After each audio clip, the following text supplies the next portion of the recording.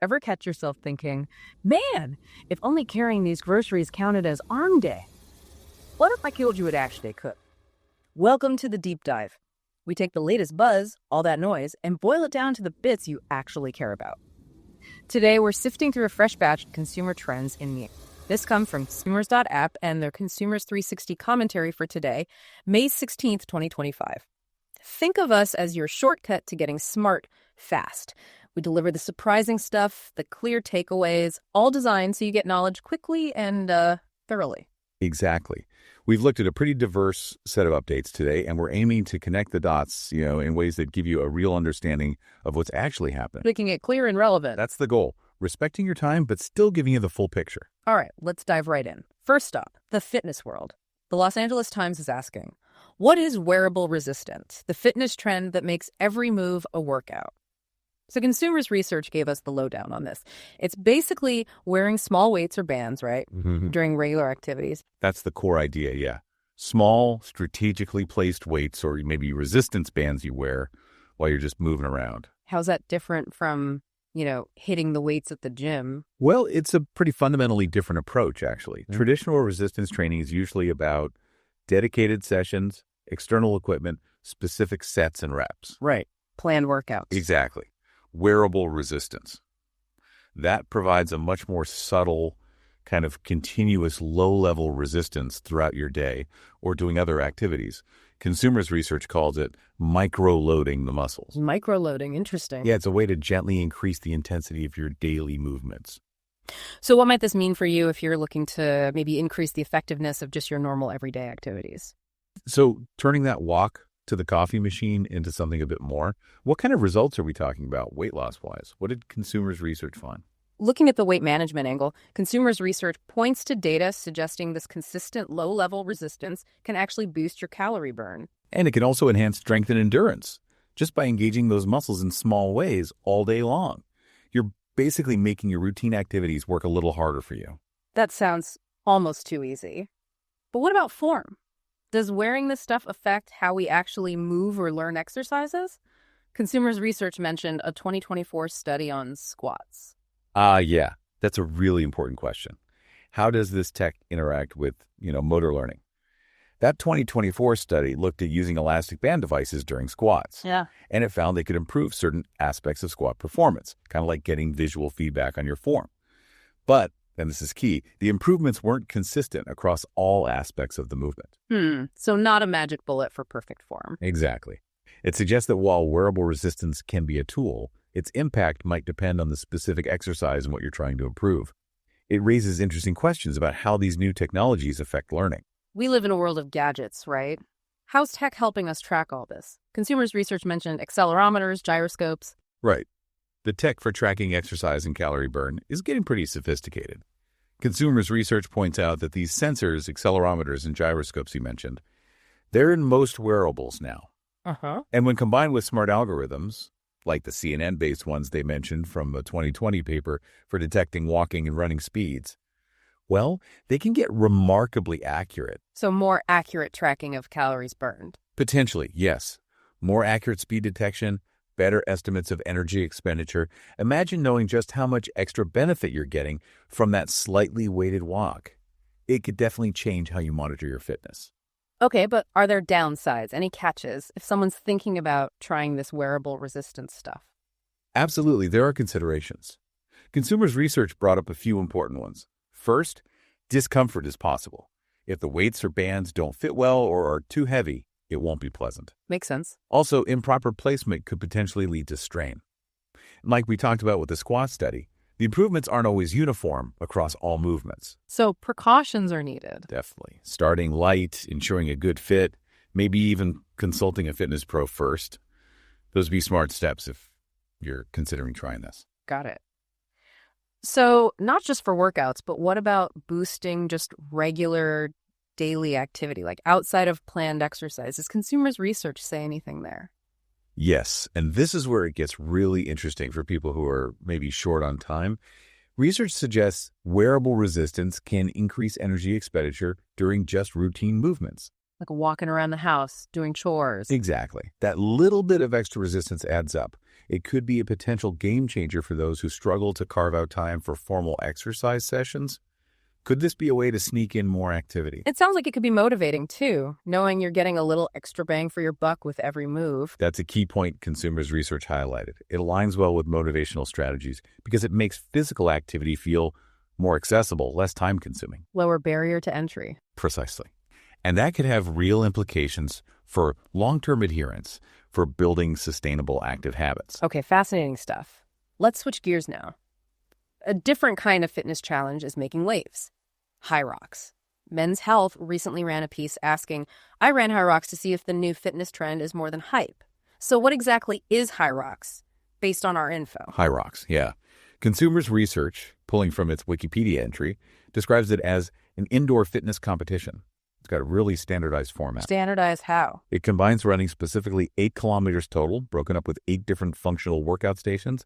Think sled pushes, rowing, burpees, that kind of thing. Okay. The key thing is the race format is identical everywhere in the world. Same distances, same exercises, same order. So you can compare your time against anyone, anywhere. Exactly.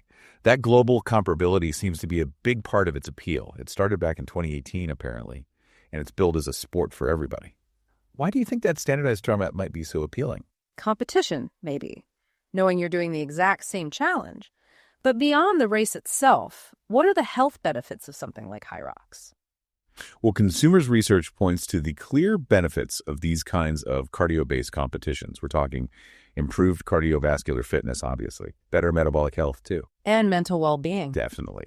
Reduced stress, improved mood, the usual positive suspects that come with regular challenging exercise. And surprise, surprise, technology's involved here, too. How are wearables helping in Hyrox? Monitoring fitness. Yeah, it's pretty cool how wearables are enhancing cardiorespiratory fitness monitoring. Consumers research mentions studies showing sensors can give quite accurate estimations of VO2 max now. VO2 max, that's how well your body uses oxygen. Right, a key fitness metric. So getting that feedback during training or even potentially during a race can be really valuable for athletes tracking progress or adjusting their pacing. And AI is even getting in on the action, evaluating performance. How does that work? It's moving into judging and feedback, apparently. Consumers research references AI using things like pose estimation, basically, analyzing your body's position and movement and deep learning. To do what? Count reps. Exactly. Count reps accurately, assess form. This could help ensure fairness in competitions, but also provide athletes with really detailed feedback to improve their technique safely and effectively. Okay, maybe I'm feeling inspired. Do I need to be some elite athlete to try Hyrox? What's the training advice from consumers research? Good news there. Consumers research suggests you don't need special Hyrox gyms. Basic strength training plus focused cardio workouts should be enough for a first-timer. So run, lift, repeat. Kind of. The advice is basically to mimic the race format. Alternate running with the types of functional exercises involved. Build that strength and endurance combo. Makes sense. Now, something increasingly talked about is recovery and knowing our limits. Consumers research mention monitoring respiratory rate. Why is that so important in intense exercise? That's a crucial point, especially for strenuous events. Recent findings, highlighted by consumers research, show how important respiratory rate is as an indicator of exertion and recovery. How are we monitoring it? There's tech, using wearable microphones now to estimate breathing rate remotely. This accurate monitoring can help detect overexertion early on, inform recovery protocols. It's all about training smarter and safer. It seems like these standardized competitions are having a ripple effect. How is Hyrox influencing broader fitness trends according to consumers research?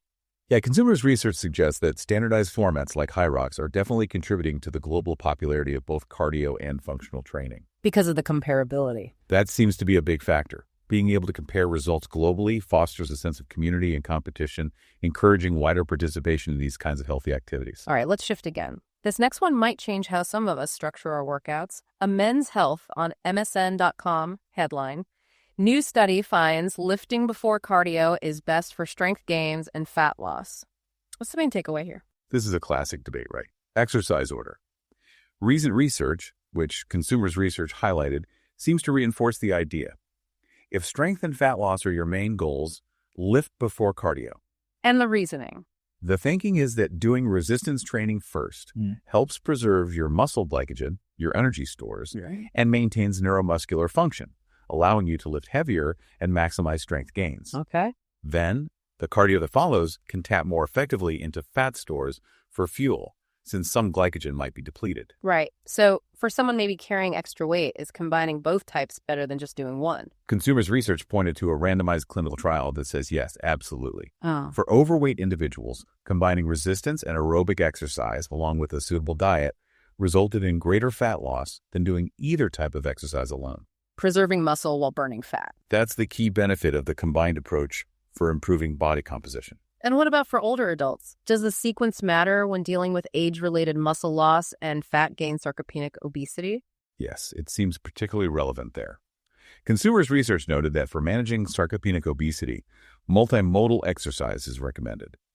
But prioritizing resistance training, ideally before aerobic work, is important. Why the emphasis on resistance first? To maximize the stimulus for maintaining or even building muscle mass, which is crucial for combating sarcopenia. Combine that with cardio for fat loss and good nutrition. And it's a powerful strategy for healthy aging, preventing falls, and managing metabolic health. Okay, what about HIIT? High-intensity interval training, super popular. Can that just replace traditional strength or cardio? Well, consumers' research suggests it's complicated. HIIT is definitely effective for fat loss, maybe as good as steady-state cardio according to some studies, but it might not provide the same muscle building or bone density benefits as dedicated resistance training. So while it's sufficient for burning calories, it might not be a complete substitute if your goals include significant strength gains. A mix is often best. And of course, personalization tech is everywhere. How are wearables and AI tailoring these regimens? The exciting part is the real-time feedback loop. Consumers' research highlighted how sensors can monitor things like VO2, your oxygen uptake, dynamically. AI can then analyze this data. To do what? Adjust the workout on the fly? Potentially, yes. Or provide personalized feedback on intensity adherence to the plan. It allows for much more precise, individualized programs geared towards optimizing your specific fitness outcomes. We focus a lot on the physical, but what about the mental side? Consumers' research mentioned a 2025 study on short cardio bursts and cognition. Yes. This is really interesting. That 2025 study using wearable sensor data found that even short bouts of moderate-intensity aerobic exercise led to immediate improvements in mood, reduced stress, and better executive functions. Executive functions like focus, decision-making. Exactly. Things like concentration, planning, mental flexibility.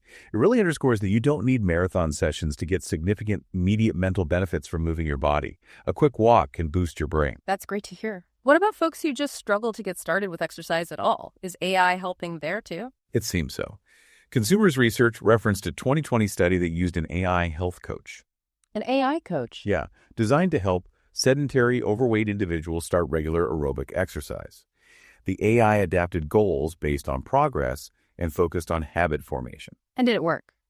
The study suggested it was quite effective in promoting exercise adoption in that group. So, tech could be a valuable tool for motivation and guidance, especially for those who need it most. Okay, let's pivot slightly but stay on the brain theme. WKTV News Channel 2 had an article titled, "The Best Kind of Workout," one that trains both your body and brain. Let's talk about cardio's core benefits for both. Consumers' research really emphasizes this double whammy. Physically, cardio or aerobic exercise is fantastic for your heart, lowers disease risk, helps with longevity, that's well known. Right. But mentally, it's also a powerhouse, improving mood, cutting stress, boosting cognitive functions like focus and memory. It's truly holistic. So how much do we actually need? What's the recommendation? And what are some easy ways to get it in? The general guideline, often cited from the WHO, is about 150 minutes of moderate intensity aerobic activity per week for adults. That sounds like a lot, maybe. It can, but consumers' research also notes that studies show even smaller amounts, like just 11 minutes a day, can significantly lower risks for serious health issues. And accessible forms are everywhere. Running, swimming, cycling, brisk walking, even dancing or climbing stairs. Finding something you enjoy is key. That 2025 study using wearable data, it linked mood and thinking skills, right? Tell us more about that connection. Exactly. It found that the mood improvement from moderate aerobic exercise directly correlated with enhanced executive functions. So it suggests that feeling better emotionally thanks to exercise helps you think better too. It's a really interesting interplay.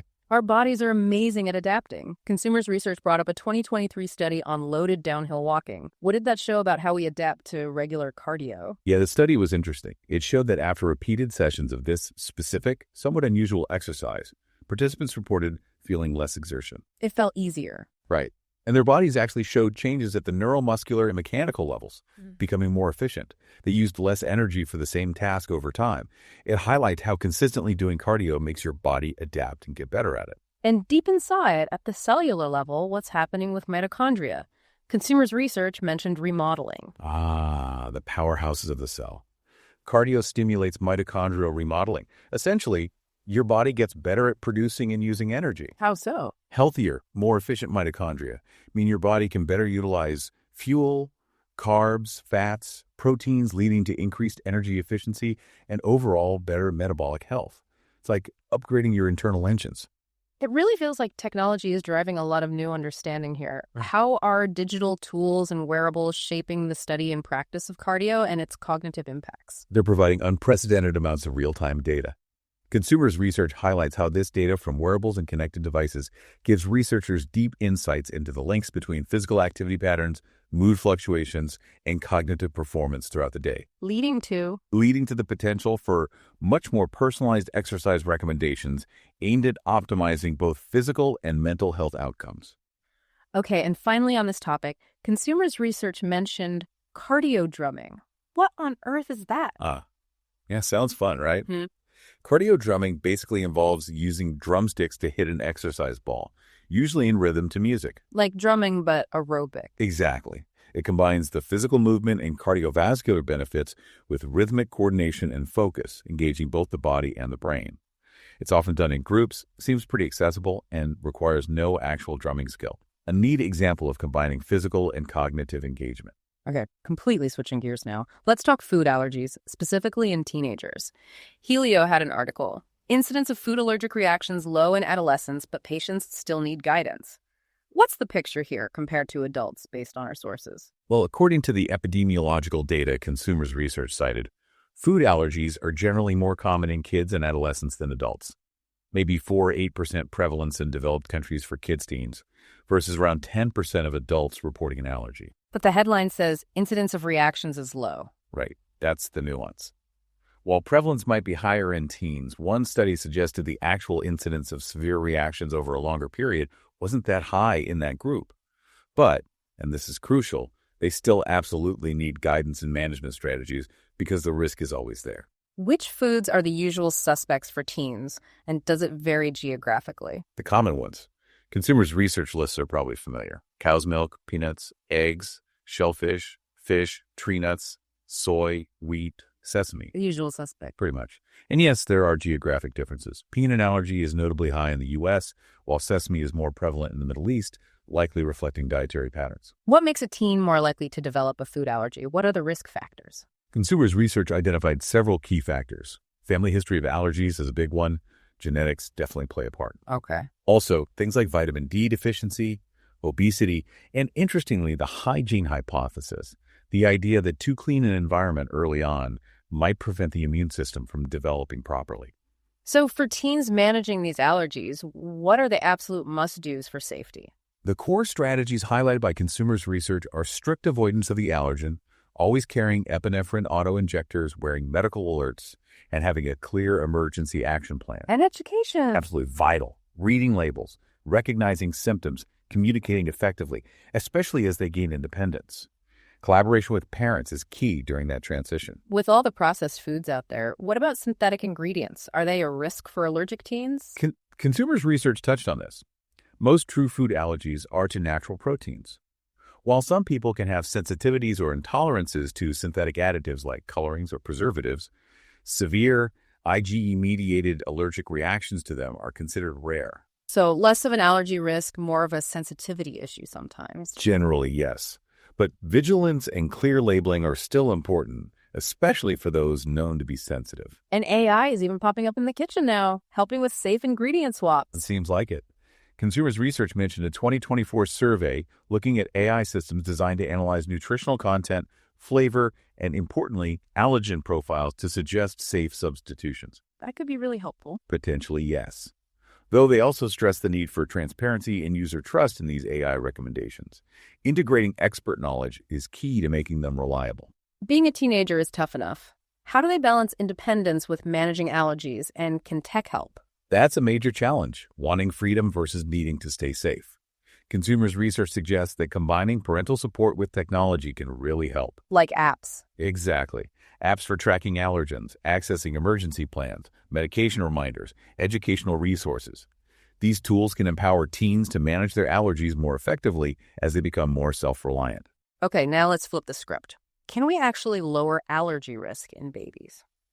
The Good News Network reported, eating avocados during pregnancy is linked to lower food allergy risk in babies. Yeah. Tell me about this. Yeah, this was based on a recent 2025 study, the Cubico study. It found a pretty striking link. What did it find? Mothers who ate avocados during pregnancy had babies with significantly lower odds, something like 43.6% lower, of having reported food allergies by 12 months old, compared to moms who didn't eat avocados. Wow. Even after accounting for other factors. Apparently so. Yeah. It suggests a potential protective effect specifically from avocado consumption during pregnancy, a really fascinating potential link for expecting parents. Why avocados? What's in them that might help? Consumers' research highlighted the nutrients. Avocados are packed with folate, vitamin E, fiber, and those healthy monounsaturated fatty acids. All good stuff. Right. These nutrients have anti-inflammatory properties and are known to be important for immune system development. The theory is that this rich nutrient profile in the mother's diet might positively influence the baby's developing immune system in utero. A good reminder of maternal nutrition's impact. So how common are food allergies in infants, and what should parents look for? As we mentioned, consumers' research puts the figure around 4-8% in developed countries for infants. Symptoms parents should watch for include things like itchiness, swelling, especially tongue or lips, vomiting, diarrhea, hives, difficulty breathing, or a sudden drop in blood pressure. And severe reactions. Anaphylaxis is the severe, life-threatening reaction that needs immediate medical help. What are the main risk factors for babies developing these allergies? Pretty similar to older kids, according to consumers' research. Family history, potential vitamin D issues, the hygiene hypothesis again. There's also ongoing research about the timing of introducing allergenic foods to the infant's diet. So for pregnant women worried about this, what kind of foods should they focus on and maybe avoid? Consumers' research suggests focusing on whole, minimally processed foods, lots of fruits, vegetables, whole grains, lean proteins, and healthy fats, like those in avocados perhaps. And Limiting foods high in synthetic additives or preservatives might be prudent. And maybe being cautious with known major allergens if there's a strong family history, though guidance on avoidance during pregnancy has shifted over the years. Best to discuss with a doctor. Diagnosing these allergies must be tricky. What's the latest on oral food challenges and using machine learning? Oral food challenges are still the gold standard for diagnosis, but they carry risks. Consumers' research mentioned a 2022 study showing that machine learning models analyzing patient data could actually improve the prediction of challenge outcomes. Making diagnosis safer or more accurate? Potentially both. By better predicting who might react, it could help clinicians make more informed decisions about testing. And for people already diagnosed, how is tech helping them eat safely? Personalized recommendations. Yes, AI and knowledge graphs are getting involved there too. Consumers' research referenced a 2021 study about systems that can answer specific questions about food suitability based on large food databases and an individual's allergy profile. Like, can I eat this recipe if I'm allergic to nuts? Exactly. Providing personalized, constrained recommendations to improve the relevance and, crucially, the safety of dietary advice for allergic individuals. All right, next up, food safety regulations. Bloomberg on MSN.com reported, FDA to expand review of chemical preservatives used in food. Why the expanded review now? According to consumers' research, citing that report, it stems from growing public and scientific concern about the safety of various additives, preservatives, whiteners, dough conditioners, often synthetic ones. Driven by new research. That and advocacy. There's a push to reassess the potential health impacts, especially since these are common in ultra-processed foods, which make up a big part of many diets in the U.S. How are these things regulated anyway, in the U.S. and maybe elsewhere? In the U.S., many additives fall under the GRAS designation, generally recognized as safe. Internationally, consumers' research mentioned the Codex Alimentarius system, which includes INS numbers for classification. And Europe has E numbers. Right. E numbers signify approval within the EU, with safety assessments handled by EFSA, the European Food Safety Authority. Different systems, but similar goals of classification and safety assessment. What are the health risks being linked to some of these synthetic additives in recent research? Consumers research highlighted studies suggesting potential links between some synthetic additives, especially in processed foods, and things like metabolic syndrome, allergic type reactions, or possibly contributing to chronic conditions. But it's complex. Very. It often depends on the specific additive, the amount consumed, individual sensitivity. It's an area of ongoing research. We see those E numbers in Europe. What exactly are they, and why have some been banned or disallowed over time? E numbers are simply codes for additives approved for use in the EU at some point. The key, as consumers research notes, is that approval isn't forever. So they get reviewed. Constantly. Based on new scientific evidence, some additives have had their approval withdrawn because safety concerns emerged. It shows the system adapting to new knowledge, which is how it should work. That's reassuring. How can technology help us as consumers navigate this and make safer choices? Tech is definitely playing a role. Consumers research gave the example of platforms like Sustainable Recipes. What does that do?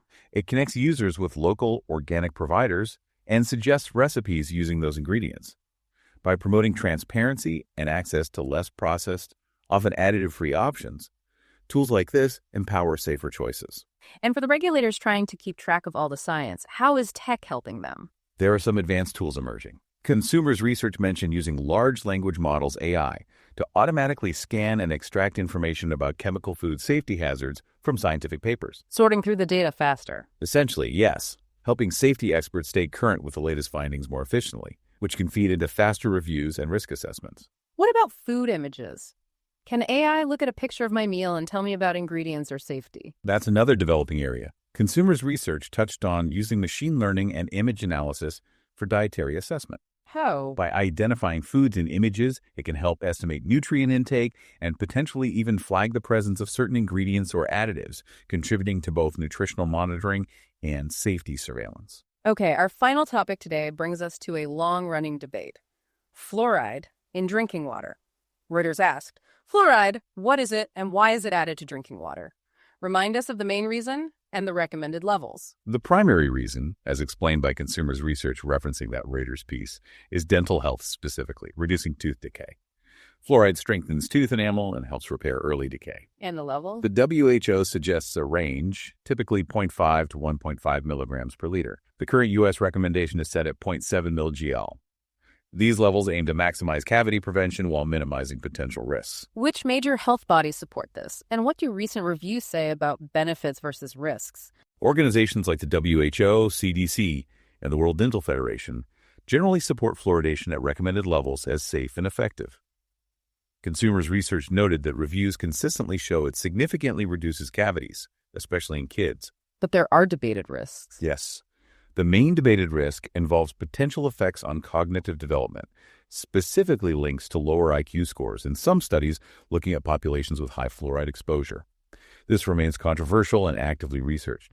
There's also the risk of dental fluorosis, changes in enamel appearance, usually mild, if fluoride intake is too high during tooth development. How widespread is water fluoridation globally? Are there alternatives?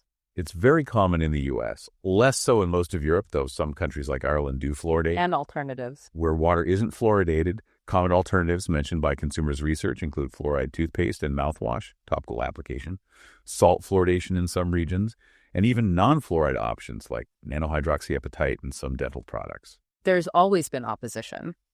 What are the main arguments against fluoridation, and who typically opposes it? Opponents, as outlined by consumers research, often raise concerns about individual liberty, the lack of choice in consuming it. They also question the extent of the benefits and emphasize potential health risks, feeling they're understated by proponents. What kinds of groups? Historically, opposition has come from varied groups: libertarian organizations, some consumer advocacy groups, environmental groups, and certain religious communities. Connecting back briefly to synthetic ingredients, any overlap or considerations regarding fluoride exposure there? Consumers research suggests general prudence. While water fluoride is regulated, overall fluoride intake comes from multiple sources. Being mindful of total exposure, potentially including contributions from certain processed food ingredients or packaging, is advised to avoid excessive intake. Could computational tools help manage this complexity, maybe in ingredient substitutions? Potentially. Consumers research mentioned AI models being developed to analyze ingredient safety and suitability, considering cumulative effects or interactions. These could theoretically factor in things like background fluoride exposure when suggesting substitutions, always prioritizing safety and transparency. And finally, how are data systems helping monitor ingredient safety overall, and what are the remaining challenges? Data-driven systems are getting better at analyzing scientific literature, assessing dietary intake from various data sources like images. They play a growing role in monitoring. But challenges remain. Definitely. Consumers research points out challenges in ensuring the accuracy, reliability, and importantly, the user-friendliness of information on ingredient safety and overall dietary impacts.